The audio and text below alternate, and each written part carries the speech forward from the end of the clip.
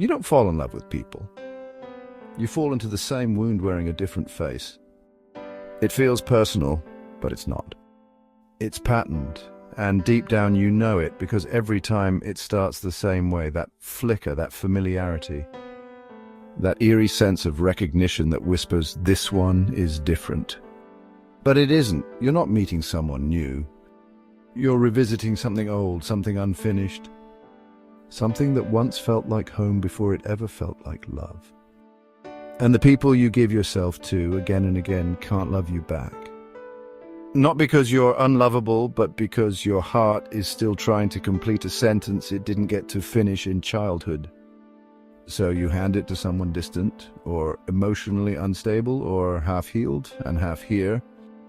Because if you can just love them into wholeness, maybe you'll finally feel whole too. That's not love, that's reenactment.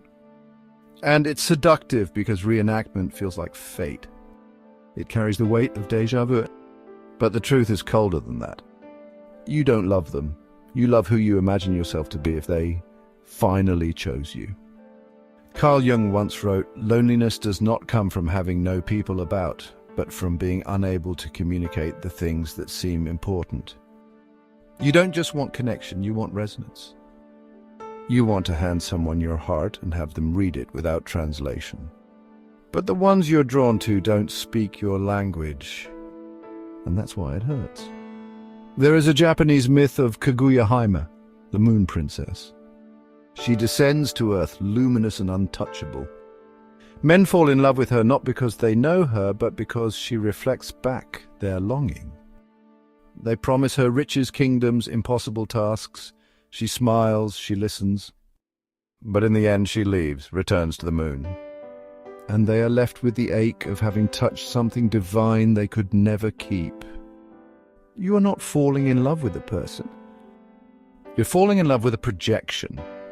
Something sacred you see in them because it was once missing in you, and it keeps happening. Because it's not about them, it's about the shape you take when you fall. You become the one who waits, who reaches, who hopes, who sees their silence as mystery, their neglect as complexity, their inconsistency as depth. But silence is not intimacy, distance is not depth. You confuse what's unspoken with what's profound because part of you still believes that if you suffer enough, you'll be loved enough.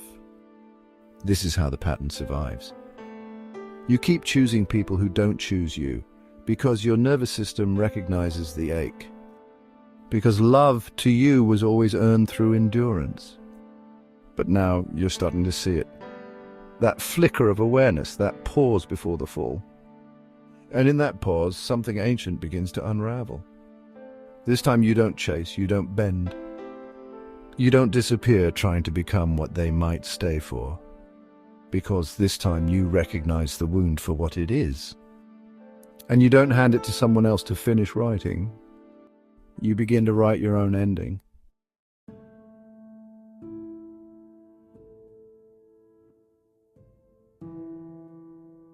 Most of the people you've loved weren't real. They existed. They breathed. They smiled in ways that melted you.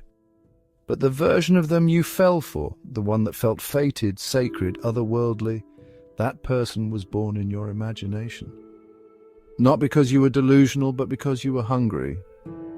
You needed somewhere to place the sacred, so you projected it onto someone mysterious, someone unavailable, someone distant enough to hold the shape of your longing without breaking the illusion. You weren't in love with who they were. You were in love with what they awakened in you. And you called it destiny. But what if it wasn't destiny? What if it was just your nervous system chasing a shape it remembered from long ago? You keep attracting people who can't love you back, not because you want to suffer, but because your unconscious is trying to reclaim a missing piece of your own soul. Carl Jung called it the anima and the animus. The inner feminine and masculine we all carry, fragments of ourselves that, if not fully known, get cast outward. You don't recognize them as you. You see them in someone else. And you fall for that reflection like it's your salvation. This is why emotional unavailability feels so electric. Because ambiguity leaves space for projection. Their silence becomes meaningful. Their inconsistency becomes a puzzle worth solving. Their vague affection becomes proof of something deeper. You fall for them, but what you're really falling into is the space between what they give and what you fill in. You convince yourself it's connection. But it's not, it's architecture. You build a future on fragments. You script conversations they never said. You assign meaning to a look, a pause, a delayed reply. And when they pull away, it doesn't just hurt, it collapses something sacred. You thought they saw you, but really you were using them to see yourself. There was a moment, you know it, where you waited. Maybe it was a text left unanswered, a vague message, a subtle shift. You told yourself they were just overwhelmed, tired, scared. But the truth was louder than you let it be. They weren't meeting you. They weren't even in the same room as the version of them you were talking to in your mind. Still, you waited. Not because they were enough, but because your hope was. That moment, the long pause between the last thing they said and the silence that followed, is when the spell should have broken, but you stayed. Because letting go didn't feel like freedom. It felt like erasing the only place you'd ever felt mirrored. John Keats wrote about this. La belle dame sans merci, the knight who meets a mysterious woman. She enchants him without words, offers him beauty, promises nothing and everything. He dreams of being chosen, but when he wakes she's gone. And he's left alone, pale, haunted, still longing for something that was never fully there. Projection feels like love, until reality breaks the dream. And when it does, the grief isn't just about losing them. It's about losing the version of yourself you only had access to when you imagined they loved you back. You weren't mourning a person. You were mourning a mirror. Because in their eyes you saw the self you wanted to become, desired, whole, finally enough. But the love you projected, the depth, the loyalty, the devotion that was never theirs, it was yours. And maybe now, for the first time, you can see that as sacred. You don't need to stop loving. You need to stop outsourcing the part of you that was always meant to be claimed from within. They weren't the beginning of your story, you were. And the next time you fall in love, maybe it won't be with a reflection. Maybe it will be with someone who sees through you because they've done the work to see through themselves. Someone who doesn't vanish when the fantasy dissolves. Someone who can love you because they've stopped abandoning themselves. Just like you're learning to do now.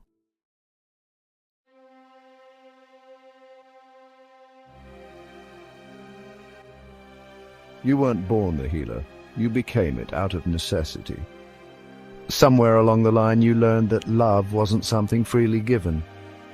It was earned through care, through patience, through holding the weight of everyone else's pain while hiding your own.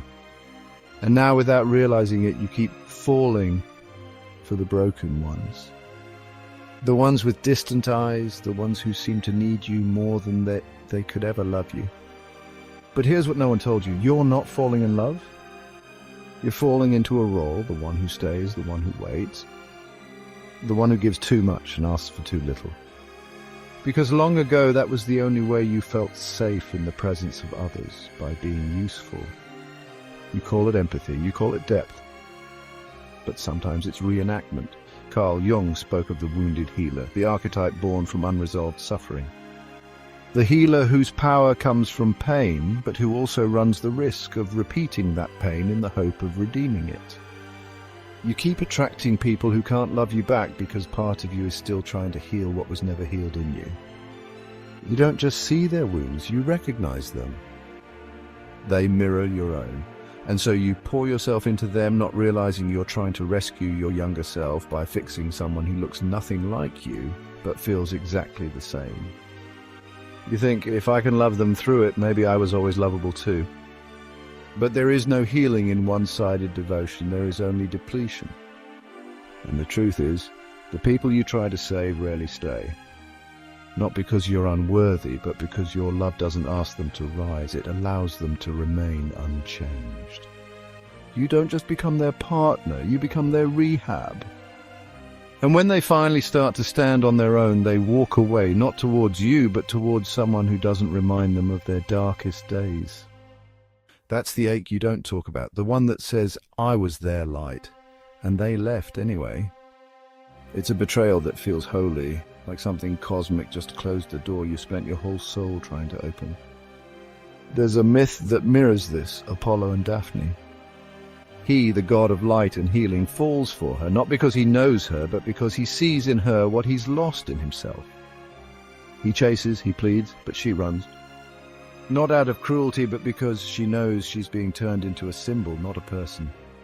In the end, she begs to be released from the pursuit and is turned into a tree, rooted and unreachable. Apollo touches her bark, heartbroken, but he was never touching her. Only the idea of her, and that's what you've been doing too. You touch potential, you fall for possibility. And you call it love, but real love doesn't require a rescue mission. Real love begins when you stop trying to fix someone else's pain and finally sit with your own. You weren't put here to become a home for the broken just because you know what it feels like to shatter. You were put here to learn how to hold yourself fully, fiercely, tenderly, without asking someone else to make the pain make sense. Because no one else can. And when you stop needing them to, everything changes. The next time someone can't love you back, you won't beg. You won't bend, you won't twist yourself into a version that feels more palatable, more patient, more saintly. You'll see the pattern, you'll feel the ache. But you won't confuse it for a calling. You'll walk away, not because you don't care, but because you finally do. And this time you choose yourself first, not as a defense, as a return.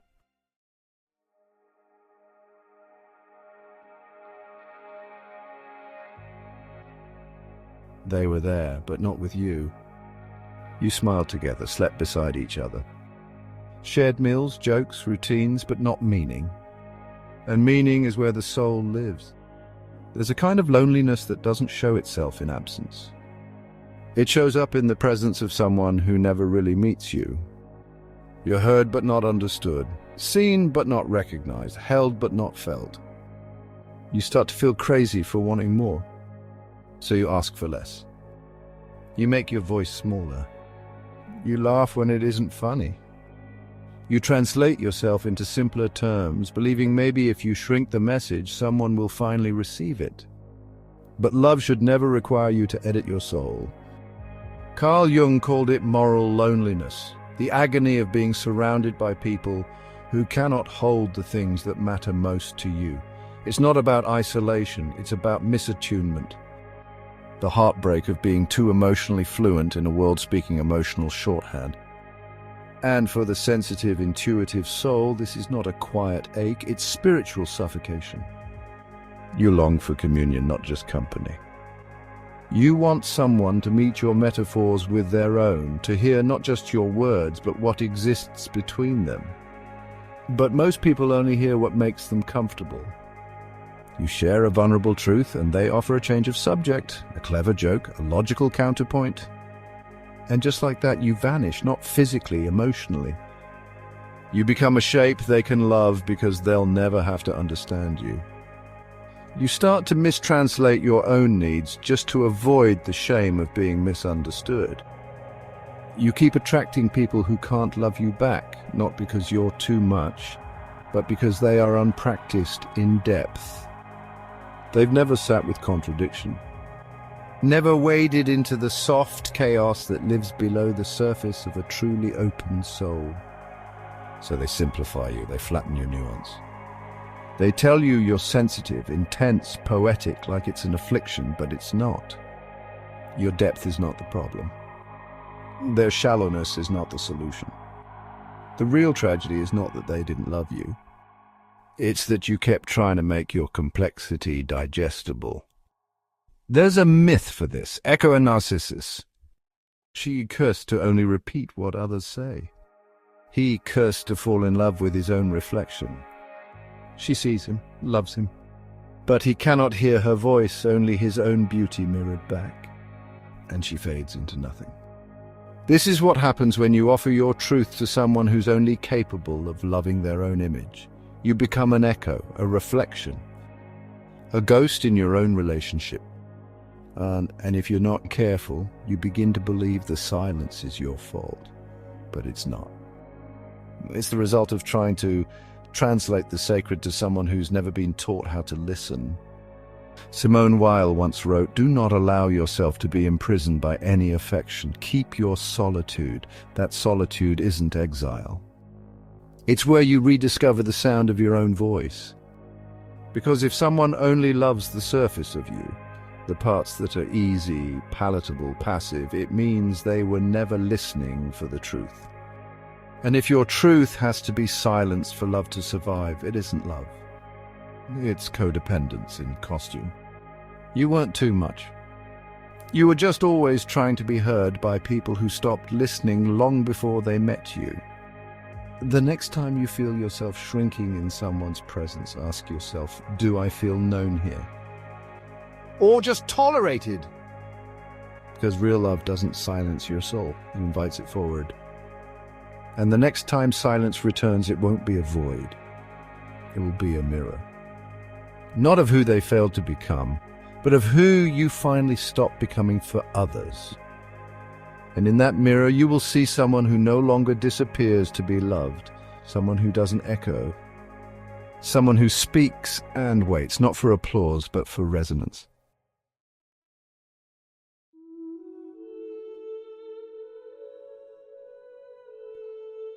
You thought the story would end when someone finally stayed. When someone saw you, really saw you, and didn't flinch. When you no longer had to bend, wait, prove, or disappear to be worthy of love. But maybe that was never the real ending. Maybe the true ending, the one that quietly becomes a beginning, is when you stop searching for someone to reflect your light and begin to become the source of it. The ones who couldn't love you back weren't punishments, they were mirrors. They showed you over and over where you still abandoned yourself, where you still mistook being needed for being chosen, where you thought being strong meant never being held. You didn't fail in those relationships. You just forgot where love is supposed to begin. Carl Jung wrote, "The withdrawal of projections makes the anima what she originally was, an archetypal image which, in its right place, functions to the advantage of the individual." That means the moment you stop chasing someone else to carry the sacred parts of your soul, you begin to carry them yourself. The love you gave away so freely, the tenderness, the patience, the loyalty, you can give that to the one person who's always been waiting, you. And when you do, something changes. You don't stop loving, you stop leaking. You stop leaking your worth into people who don't know how to hold it. You stop offering your softness to those who see it as weakness. You stop mistaking familiarity for fate just because someone feels like home to the wounded parts of you. You stop falling into the illusion that love is supposed to hurt to be real. And slowly you begin to relearn intimacy. Not as sacrifice, not as surrender, but as alignment. It no longer becomes about whether someone chooses you. It becomes about whether someone meets you where you've already chosen yourself. Because the greatest tragedy is not that they couldn't love you. It's that you kept making yourself small in hopes they would learn how. But now you see it. The way your longing tried to turn their silence into song. The way your empathy tried to call their distance closeness. The way your hope stayed loyal long after your spirit had gone quiet. And now, instead of staying longer than your truth, you leave, not with resentment, with reverence. You leave the version of you that begged, that bent, that waited for a sign from someone who never learned how to read you. And you return to the place that was always waiting, your own voice, your own reflection, your own sacred depth. This is not the end of your love story. It's the reclamation of it. Because love is not something to be earned. It's something to be remembered. And now finally you remember, you're not too much. You're not too complicated. You are not unlovable. You were just handing your heart to those who hadn't yet found theirs. And you, your soul, your tenderness, your sacred ache, were never the problem. They couldn't love you back because they were never where you were. But now you are. And that's where it all begins.